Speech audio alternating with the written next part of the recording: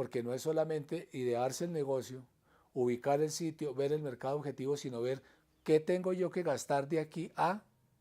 que yo pueda comenzar a funcionar el negocio, qué tipo qué tipo de análisis debo de hacer, qué profesionales debo de contratar para que me ayuden a mí, por ejemplo, a hacer un estudio de mercado, a generar un plan financiero, la persona que va a generar el plan de mercadeo, que ya van tres personas, la gente que me va a asesorar desde el punto de vista físico, el arquitecto, el ingeniero, la gente que me va a ayudar a montar el negocio del tipo que sea, cómo todas esas personas empresas, vienen a ser parte de la canasta de los gastos preoperativos y viene también el tema de qué tengo que gastar yo en términos de publicidad, de propaganda, de mercadeo,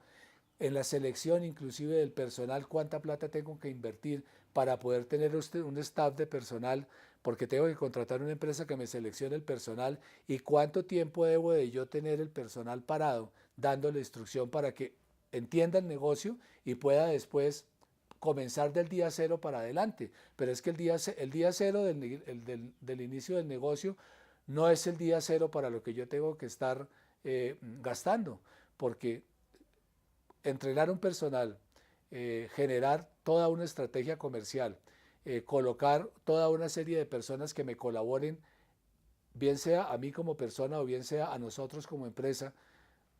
para poder entender cómo es el tema del negocio, pues genera gastos y esos gastos hay que tenerlos muy en cuenta porque muchas veces se pierde todo en el primer intento. Hay mucha gente que tiene la idea, que comienza a tratar de planear la idea y resulta que los recursos se le fueron únicamente en el planeamiento y no pudo cristalizar ni siquiera un plan de negocios ni tener unas cosas ya concretas para poder mostrar por lo menos e incentivar a alguien que le aporte recursos para que lo acompañe en el desarrollo del proyecto, porque viene ahí la otra parte importante cuando uno dice, bueno, si yo tengo unos recursos A y yo establezco que mi plan de negocios necesita unos recursos B, ¿qué debo de hacer de ahí en adelante? ¿Tengo que buscar unos socios? ¿Qué tipo de socios debo de buscar? Voy a buscar unos socios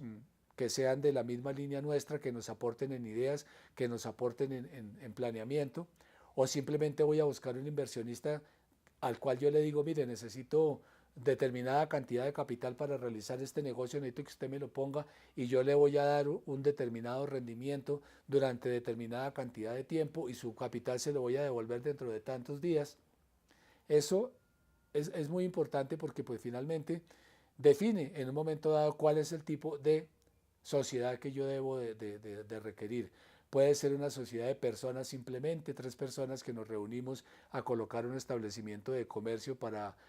hacer una peluquería. Entonces todos venimos, nos sentamos, todos aportamos, pero finalmente somos socios porque somos parte del proyecto. O si esos tres además van a necesitar un socio capitalista que va a llegar a colocar el dinero necesario para poder montar la empresa y nosotros trabajar dentro de la empresa, como dentro de esa estrategia que hay que generar, podríamos llegar a asociarnos a través de una cooperativa, a través de una sociedad de qué tipo, una sociedad limitada, una SAS, una sociedad anónima.